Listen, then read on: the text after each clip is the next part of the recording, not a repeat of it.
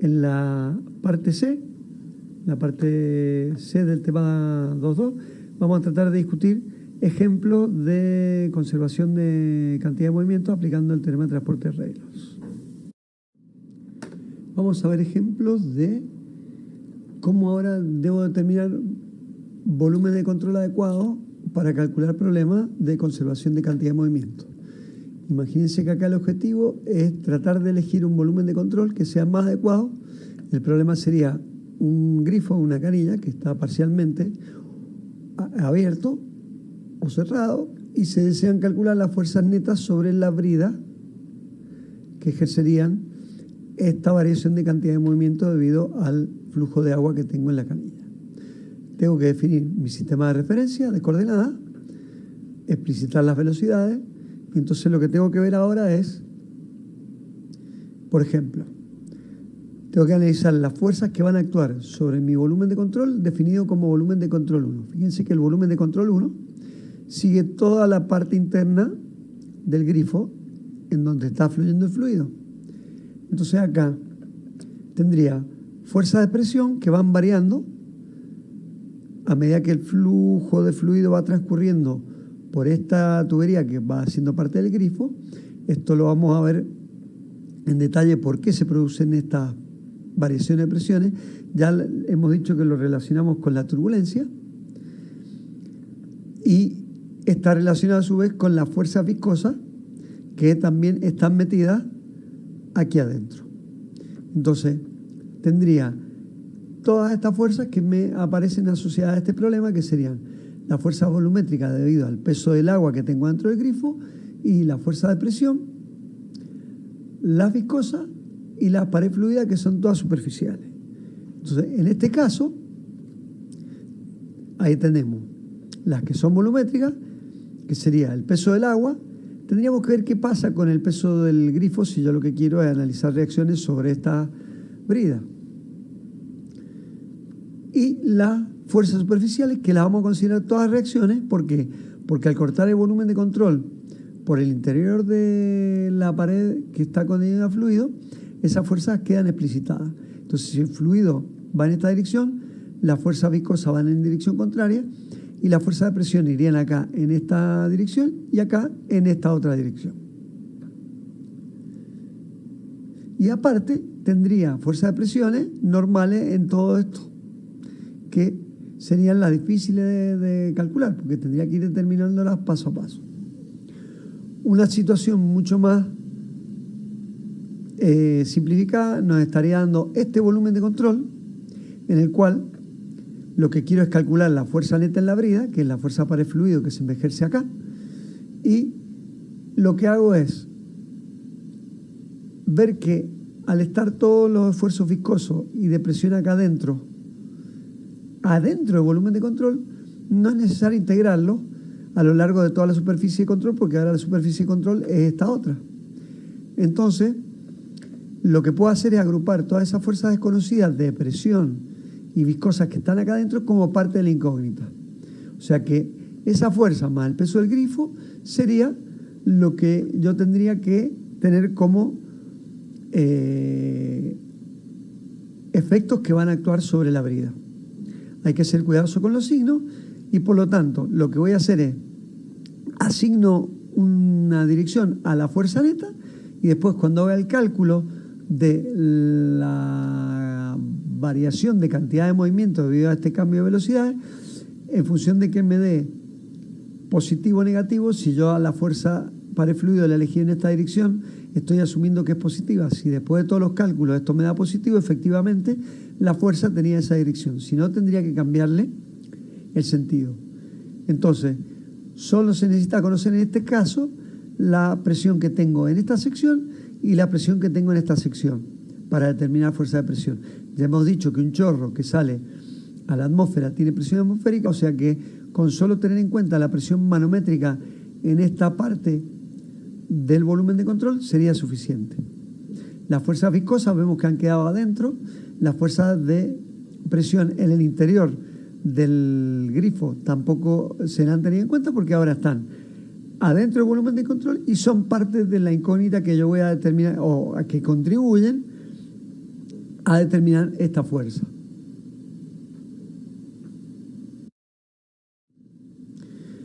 Acá tenemos otro ejemplo en donde lo que voy a ver es cómo a partir de un chorro que va saliendo de una tobera fija, interactúa con este álave y el chorro es deflectado a un cierto ángulo. Entonces aquí vamos a considerar más detalles respecto al flujo. En el caso del grifo no contemplé detalles acerca del caracterizar al flujo porque me interesaba explicitar la fuerza. Entonces veamos ahora cómo hacemos las dos partes de la ecuación. Entonces, para caracterizar el flujo tengo que determinar las características de estas velocidades. Si me dicen que el caudal que sale de la tobera es siempre el mismo, pues el flujo va a ser estacionario porque no hay nada que cambie en el tiempo. La presión va a ser la presión atmosférica en todo el volumen de control, excepto en donde yo corto acá, que es donde aparecería la fuerza pared fluida. Y después me piden calcular justamente esa fuerza. Y la segunda pregunta es cómo cambiarían la fuerza con este ángulo. Entonces, al yo definir ese volumen de control, estoy explicitando la fuerza pared fluido acá y todas las fuerzas viscosas que estarían por interacción del fluido con el sólido están como parte de la incógnita porque la he dejado adentro del volumen de control. Entonces, con esto logro decir que solo voy a determinar esa fuerza pared fluido que estamos viendo acá y la caracterización de mi problema sería el régimen estacionario, como el fluido de agua incompresible, el flujo unidimensional porque tengo únicos valores de velocidad como valores medios representativos de velocidad en esta sección y en esta sección, y el volumen de control es fijo. Entonces, con esta hipótesis aplico el teorema de transporte de Reynolds a conservación de masa. Como estacionario me queda esta integral de superficie, pero hay una entrada y una salida. Las velocidades relativas pasan a ser absolutas porque el volumen de control es fijo. Tengo una entrada y una salida. Para cantidad de movimiento, ahora es lo mismo. La sumatoria de todas las fuerzas será igual a estos dos términos, de los cuales si el volumen de control es fijo y esto es estacionario, este se simplificaría y voy a hacer el análisis en la dirección de X. Entonces, primero tengo que determinar cuáles son las fuerzas que van a actuar sobre el volumen de control. Entonces hemos dicho que las fuerzas viscosas quedan como incógnitas y las fuerzas de presión se anulan porque están actuando sobre todo el volumen de control, excepto donde no hay aire, que sería donde estoy cortando al sólido, y eso sería la fuerza pared fluido que estoy explicitando. A priori no conozco su signo, por lo tanto la dibujo así y veo qué pasa cuando calcule para ver si he elegido correctamente la dirección de esa fuerza. Entonces, escribo el teorema de transporte de Reynolds, como las entradas y salidas son unidimensionales, las integrales quedan como sumatorias, va a haber una entrada y una salida, y el flujo es estacionario. Por lo tanto, ahí tengo la expresión que tengo que resolver. Entonces, fíjense que el flujo másico que está entrando es el mismo que está saliendo porque no hay acumulación, ya lo vimos con el principio de conservación de masa y podría factorizar el flujo másico también. Pero veamos qué pasa con la fuerza ahora. Hay que calcularla. Entonces, en módulo, yo he dicho que C1 es igual a C2 porque lo único que propongo es que cambie de dirección. Puedo haber dicho que en vez de que haya fricción acá, no la tengo en cuenta, el fluido es ideal, entonces lo único que hay es un cambio de dirección en la velocidad. Por lo tanto, el caudal de entrada es el mismo que el de salida. Entonces, fíjense cómo escribo la cantidad de movimiento en X y la cantidad de movimiento en Y. A priori estoy suponiendo que la fuerza pared fluido tiene dirección positiva en X y a priori estoy suponiendo que la fuerza pared fluido tiene dirección positiva en Y. Entonces, como el flujo másico en la entrada y en la misma es el mismo, fíjense que acá está asociado al vector velocidad que me da el signo del flujo y me quedaría entonces salida menos entrada y tengo que ver qué pasa con estas velocidades ahora, tanto en X como en Y. Entonces, veamos qué pasa en X.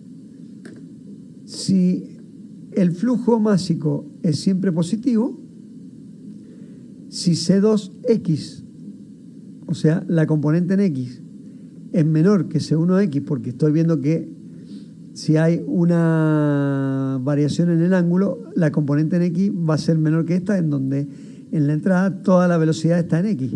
Por lo tanto, la fuerza para el fluido me va a quedar menor que 0 porque esto sería menor que 0. O sea que si yo la elegí para allá, en realidad no, va para el otro lado. Entonces, la fuerza para el fluido en X es negativa.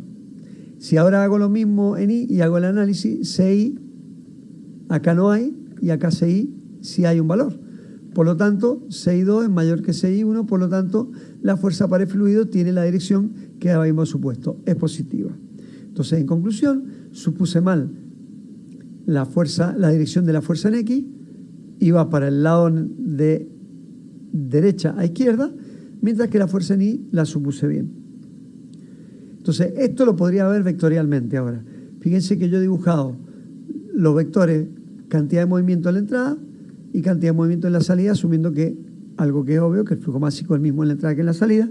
Entonces, la suma vectorial me está dando cuál es el valor de la fuerza para el fluido. Yo acá, a priori, había supuesto que Fx no la había dibujado así, sino que estaría dibujada así. Y acá lo que estoy viendo, que vectorialmente ya me da los signos correctos de la fuerza para el fluido. Y dibujarlo de forma vectorial, en este caso, me permitía contestar la segunda pregunta, cómo cambiaba la fuerza en función del ángulo. Hagamos un poco de trigonometría. Ahí están las dos componentes de la fuerza. Hay un ángulo θ. Ese ángulo, puedo ver que al ser un triángulo isósceles, porque estos dos lados son iguales, esta perpendicular me da un θ sobre 2 para cada una de las dos porciones del triángulo. Y ese ángulo va a ser el mismo que estoy marcando ahora acá, por estar entre perpendiculares. Y haciendo un poco de trigonometría me va a servir cómo puedo expresar la fuerza en función del seno y del coseno de ese ángulo. Y es lo que está hecho aquí. Entonces, acá hay un poco más de trigonometría. Esto, si lo analizan, van a ver que es cierto. Y de alguna manera lo que estoy tratando de identificar un ángulo que es fijo relacionado con el ángulo que va a ser variable. Entonces, eso me permite expresar la fuerza para el fluido en función del ángulo, que es lo que está hecho acá. Y esto me permite luego, reemplazando lo que obtuve por trigonometría, analizar los casos de interés. ¿Cuándo sería la fuerza para el fluido máxima? Si miramos la expresión, acá es 2 seno del ángulo mitad. Por lo tanto, esta expresión varía entre menos 1 y 1. El seno de cualquier ángulo varía entre menos 1 y 1. Entonces, si estoy viendo cuándo es máximo el seno, va a ser cuando el ángulo sea 180 grados. ¿Por qué? Porque acá es el seno de 90 que vale 1. Y estoy dividiendo por 2. Por lo tanto, la fuerza sería máxima cuando el ángulo θ vale 180 grados. O sea, cuando el patín hace que el fluido que viene de izquierda a derecha vuelva de derecha a izquierda. O sea, un giro de 180 grados. Y me quedaría el valor máximo de la fuerza. Entonces podría graficarse y esa es la función. La segunda pregunta que queríamos responder, ¿qué pasa cuando el ángulo de flexión es pequeño? Recuerden la gráfica que teníamos anterior, si el ángulo de flexión es pequeño, vamos a ver que el ángulo tiende a 0, esto sería casi 90 grados por la expresión que obtuvimos, y entonces, si el ángulo tiende a 0, el seno del ángulo va a tender al arco. Y entonces la fuerza para el fluido va a tender a ser perpendicular a la superficie a la que yo estoy haciendo incidir ese chorro. Luego lo que estoy diciendo es que una progresión lineal, generalmente lo que pretendo es demostrar que con ángulo de deflexión pequeño, del orden de 10 grados o menor, se obtiene una aproximación para la fuerza en donde se ve que esta es directamente proporcional al ángulo y está dirigida en dirección perpendicular al chorro. Entonces piensen qué dispositivo hace que tenga una fuerza perpendicular a la dirección del flujo y en dirección hacia arriba, por ejemplo. Ese dispositivo sería un alave sustentador. La fuerza, pese a que es pequeña, es suficiente como para provocar sustentación y lo que estoy tratando de lograr es que esta fuerza sea casi perpendicular a el plano de este álave. Entonces, esto lo vamos a ver con más detalle en el tema de sustentación, que es el tema 7.2, si no me equivoco, y de alguna manera estoy demostrando que por haber una variación de cantidad de movimiento, como estamos viendo acá en este dibujito, hay una fuerza resultante que es la que me permite que el avión vuele. Hay demostraciones de esto que aplicando el principio de conservación de energía, que es con la ecuación de Bernoulli, y muchas de esas demostraciones son bastante confusas. Esta es muy clara en el sentido de que yo ni siquiera he dicho si el flujo es real o ideal, he dicho que el flujo es ideal y ya estoy demostrando que bajo esas condiciones ya tengo una fuerza sustentadora. En este ejemplo lo que vamos a ver es, la idea es comparar distintos volúmenes de control, un poco como lo que hicimos con el grifo, y ver cuál puede ser más útil y cuál no. Recuerden que en el caso del grifo lo único que hicimos fue explicitar la fuerza para ver bien cómo podía tratar de simplificar cosas. No me preocupé por la variación de cantidad de movimiento. En el ejemplo que vimos después del ala deflector ya resolvimos toda la ecuación. Entonces en este caso vamos a resolver toda la ecuación y lo que vamos a ver es tratar de ver cómo en función de que yo plantee distintos volúmenes de control puedo tener ventaja o no. Esto está un poco relacionado con que ustedes como mecánicos tienen que interpretar de que hay algunos esfuerzos hechos por el fluido y otros esfuerzos que son mecánicos. Por ejemplo, en el caso del grifo, nombramos al peso del grifo, pero no lo tuvimos en cuenta a la hora de hacer ningún cálculo. Entonces, ya vamos a ver unos ejemplos que vienen después de que esto a veces es necesario. Entonces, centrémonos ahora en discutir cuál es el volumen de control más apropiado para empezar a explicitar esas fuerzas que son mecánicas una y la otra son fluidodinámicas. Entonces acá tenemos el ejemplo con los datos pertinentes y me van a preguntar, me dan el caudal, me dan las dimensiones de la placa y estoy impactando a una cierta velocidad y la pregunta es cuál es la fuerza horizontal que se está ejerciendo o que debe ejercerse para mantener fija la placa. Entonces me dicen, considere que el flujo es viscoso. Entonces acá lo primero que uno debe pensar es si el volumen de control que yo escojo es este que está acá, pues me dicen, considere el esfuerzo viscoso. Realmente uno a la hora de ofrecer una solución le están imponiendo que considere el flujo viscoso, pero ¿cómo uno puede determinar la viscosidad, el esfuerzo viscoso acá, las tensiones de corte acá? Es difícil. Entonces yo como respuesta diría, no la voy a tener en cuenta, el volumen de control no va a ser el del fluido, va a ser otro volumen de control, que son los que vamos a discutir ahora, y la consideración de flujo viscoso uno tendría que levantarla a posteriori si es importante o no. La experiencia dice que en estos casos no es importante. Entonces vamos a aplicar el teorema de transporte de Reynolds para determinar las reacciones en la estructura debido solamente a los efectos que el fluido ejerce en el volumen de control. Fíjense que no hablo de fuerza mecánica, no hablo de ningún peso de ningún dispositivo, son todas fuerzas fluidodinámicas. Entonces vamos a considerar dos posibles volúmenes de control. El primero es, noten que yo lo que hago es cortar al sólido en este punto, entonces lo que tengo es que explicitar todas las fuerzas que intervienen, todas las velocidades que entran y salen, y hacer la hipótesis de trabajo que es, el régimen va a ser estacionario, el fluido como de agua es incompresible, el fluido como me dan un único caudal de entrada, y yo voy a suponer únicas velocidades en la salida, que serán diferentes a las de entrada, pero únicos valores representativos en cada sección, por lo tanto el flujo es unidimensional y el volumen de control estoy viendo que es fijo. Entonces con esta hipótesis, yo lo que hago es plantear mi fuerza sobre el volumen de control, no me voy a preocupar por las viscosas, como esto está a presión atmosférica excepto la zona de sólido, la presión atmosférica no la tengo en cuenta, y solo me va a quedar la fuerza par fluido, que es lo que yo ando queriendo calcular.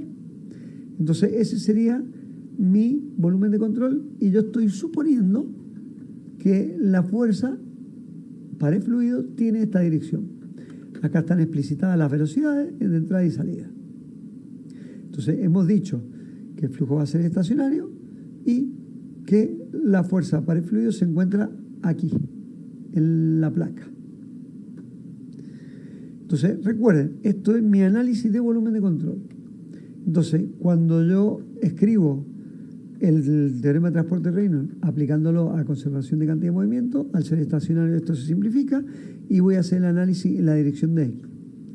Tengo una entrada y dos salidas, por lo tanto el 2 este está representando las dos salidas en X menos la entrada en X. Ahora, yo tengo un área de entrada y puedo calcular el área que tengo del chorro. Perfecto. Pero ¿qué pasaría a la salida? No tengo datos ni del área de la salida ni de velocidad en la salida. Pero tengo que tener vista en el sentido acá de que en X no tengo momento, no tengo velocidad, no tengo componente en X de velocidad de la salida. Por lo tanto, este término, que es difícil de determinar, no aporta en este caso.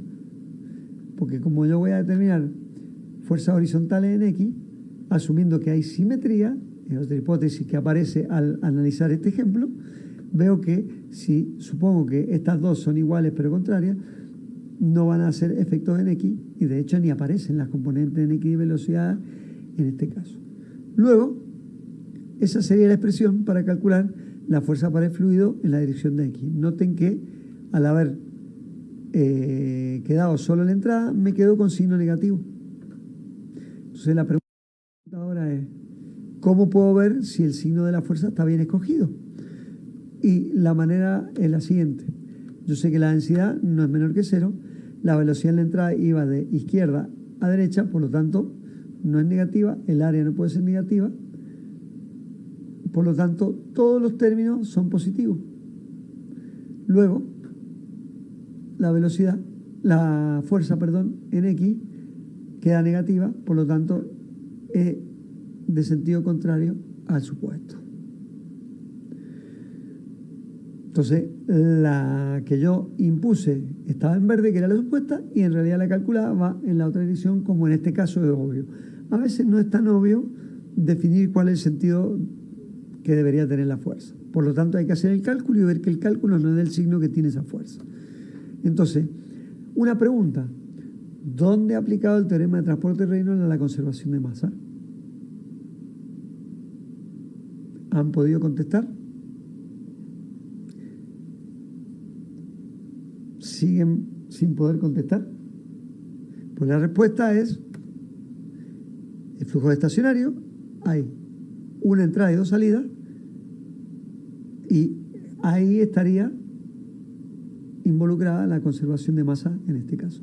Recuerden entonces que háganse esa pregunta porque es importante. Siempre que estudie problemas de mecánica de fluidos se tiene que conservar la masa. Entonces vean cómo utilizan la ecuación o vean dónde está interpretada ese principio cuando ustedes plantean la formulación general. Entonces, ustedes como mecánicos estaban acostumbrados a plantear diagrama de cuerpo libre. En el diagrama de cuerpo libre ustedes explicitaban las fuerzas que eran reacciones en los vínculos de una viga, por ejemplo, y las otras acciones que estaban actuando sobre la viga. Ustedes, cuando han hecho el cálculo de volumen de control, han determinado reacciones sobre el volumen de control. Entonces ustedes ahora como mecánicos, esas reacciones del fluido sobre el volumen de control las tienen que convertir en acciones del fluido hacia el volumen de control. Y esas entonces son las que van a utilizar para resolver el problema mecánico, que es lo que está hecho aquí. Ustedes ahora tienen el problema mecánico, el diagrama de cuerpo libre sería este ahora, fíjense que no hay volumen de control en el diagrama de cuerpo libre, y ustedes dicen que la fuerza ahora, noten claramente que dice fluido, pared, va en esta dirección. ¿Por qué? Porque ustedes habían determinado la reacción que iba en esta dirección, obviamente la acción va en esta dirección, y ustedes tienen que plantearse este diagrama de cuerpo libre y plantear los signos de las reacciones en el diagrama de cuerpo libre. Supónganse que yo lo vuelvo a definir de izquierda a derecha. Cuando haga mi cálculo mecánico, porque este es el cálculo mecánico ahora, esta es la acción que hace el fluido y esta es la reacción que yo necesito conocer, voy a ver que otra vez me da negativo porque esta es positiva. Por lo tanto, actuaría en la dirección contraria, que es lo que ustedes claramente ven en este caso. Entonces, una vez que pongo los números, yo estoy viendo que la fuerza es de tantos newtons y que va en la dirección contraria a la supuesta ahora en este caso. Con lo cual, el signo negativo está indicando que era contraria a la supuesta en el diagrama de cuerpo libre. Una alternativa sería la siguiente: aunar los dos cálculos, el fluido dinámico y el mecánico, tomando este volumen de control. Porque acá, al cortar en esta zona, yo digo, bueno, la fuerza de anclaje es la que yo quiero conocer y va a estar al pie de la placa. Entonces, ahí va a estar la reacción y esa reacción va a ser producto únicamente de fuerzas hidrodinámicas. No hay pesos contemplados de ningún tipo del soporte. Por lo tanto, vuelvo a aplicar el teorema de transporte de Reynolds, vuelvo a hacer lo mismo y ya estoy determinando directamente la fuerza aquí abajo. En este caso es útil hacer esto porque no tengo considerado ninguna fuerza mecánica diferente a las que el fluido ejerce sobre el sólido. Entonces vemos otra vez que llego a los mismos resultados y con el valor negativo porque estoy indicando que la reacción era esta y lo que quiero es ver cuál es la real. Va en sentido contrario. El ejemplo de ahora consiste en tratar de determinar fuerzas sobre estas paredes a partir de que hay una distribución de presiones que es no uniforme. Fíjense que el objetivo principal de este ejercicio es ver qué pasa cuando tengo distribuciones de presiones no uniformes. Es una manera de ir complicando un poquito las cosas para que vayan viendo la diferencia entre problemas simples y problemas más complicados. Entonces, acá tenemos un canal que tiene una sección de transición y tiene unas velocidades aquí y otras velocidades acá. El agua tiene esta altura aquí y aquí tiene esta otra altura. Entonces, todos estos son datos, me dan la velocidad de la corriente arriba y me piden calcular la fuerza sobre las paredes de la transición. Fíjense que en la notación que estoy utilizando W1 y W2 ancho, que en inglés es wide, por eso he utilizado la W. Tenemos las velocidades en la entrada y en la salida y las componentes en X1 y en X2. Cuando uno mira este canal, esto está visto desde arriba y esto está visto desde el costado, hay simetría y me interesa, por lo tanto, la fuerza sobre estas paredes en la transición, es lo que me están viendo. Entonces, estas fuerzas estarían a priori en la dirección de X. Entonces, el esquema sería este y el volumen de control escogido es este que ven ahí que ha aparecido. Entonces, cuando dibujo mi volumen de control, tengo que explicitar qué entra y qué sale en términos de velocidades y qué fuerzas están actuando en este caso. Entonces puede verse que aquí hay una distribución de presiones que no es homogénea. Las velocidades sí son homogéneas, como pudimos ver, lo pueden ver acá y lo pueden ver acá en profundidad, son homogéneas en toda la sección, mientras que las presiones cambian hidrostáticamente porque este canal tiene una cierta profundidad que ya es importante. Entonces no es lo mismo la presión acá abajo que acá arriba. Entonces hay una distribución que es la uniforme. Entonces, la fuerza que yo quiero identificar para poder calcular es la fuerza que me dijeron sobre las transiciones. Por lo tanto, al ser simétrico, va a estar dividida en la mitad, en la parte superior y en la inferior de esta vista. Entonces, a la hora de clasificar el flujo, veamos que digo que el régimen es estacionario porque no hay nada que cambie en el tiempo, ni las velocidades, ni las presiones, ni el volumen de control. El fluido es incompresible porque es agua. El volumen de control es fijo. Y noten esto que está recuadrado acá, que lo he remarcado, que el flujo es no unidimensional. ¿Pero en qué sentido? Las velocidades sí son unidimensionales. Las distribuciones de presiones son las que no son unidimensionales. Entonces, a la hora de calcular la fuerza de presión, tengo que tener en cuenta que no hay un valor constante de presión acá, como si ocurría en gases, sino que esta distribución de presiones es hidrostática. Entonces, esta sería la clasificación final del flujo que yo tengo y, por lo tanto, como me han pedido que lo calcule en la dirección de X, planteo la ecuación del teorema de transporte de Reynolds aplicado a conservación de cantidad de movimiento en X y empiezo a hacer las simplificaciones pertinentes. Dijimos que el flujo es estacionario, dijimos que el flujo es 1D para las velocidades, pero no para la fuerza. Por lo tanto, en las velocidades sí puedo actuar y decir que en vez de integrales tengo sumatorias de entrada y salida y por lo tanto, en términos de cantidad de movimiento me quedaría explicitado así. Toda la fuerza interviniente igual a la variación de la cantidad de movimiento entre la salida menos la entrada. Esto no es flujo másico, fíjense que es M mayúscula. Entonces, cuando escribo este término, hay una salida y una entrada, el flujo másico es el mismo, ya estoy aplicando conservación de masa implícitamente, y lo que me queda analizar es el signo de estas velocidades, tanto en la salida como en la entrada. Si hago la aplicación, como estoy diciendo, masa, evidentemente el flujo másico se conserva. Como la densidad hemos dicho que es constante porque el fluido es incompresible, no hace falta que hable de flujos másicos, sino que hable de flujo volumétrico. Por lo tanto, yo tenía únicamente un dato de velocidad a la entrada, pero como conozco las áreas tanto en la entrada como en la salida, puedo poner la velocidad de salida en función de la velocidad de entrada. Luego, puedo resolver esta parte de la ecuación de esa forma. Fíjense que acá lo único que he hecho es reemplazar la velocidad de salida en función de la de entrada, saco factor común, me queda la diferencia de área, y la área eran ancho por alto. Ya tengo la primera parte de la ecuación. Me queda analizar la fuerza, y las únicas que no eran 1D eran las presiones. Las viscosas las dejo adentro del volumen de control como parte de la incógnita, o puedo decir que el fluido es ideal.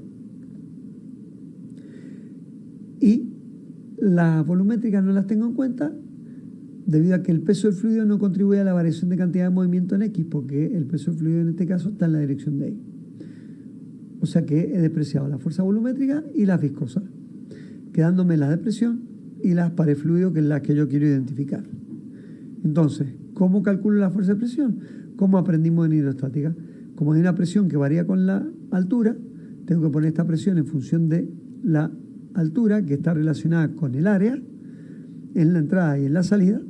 Fíjense que la presión en el área 1 es positiva porque va de izquierda a derecha, mientras que en el área 2 va de derecha a izquierda y por lo tanto es negativa.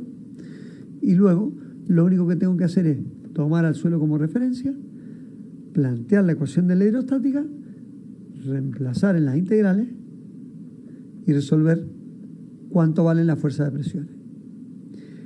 Teniendo eso como dato, ya lo que resta es calcular la fuerza para el fluido, porque todo lo otro ya es conocido.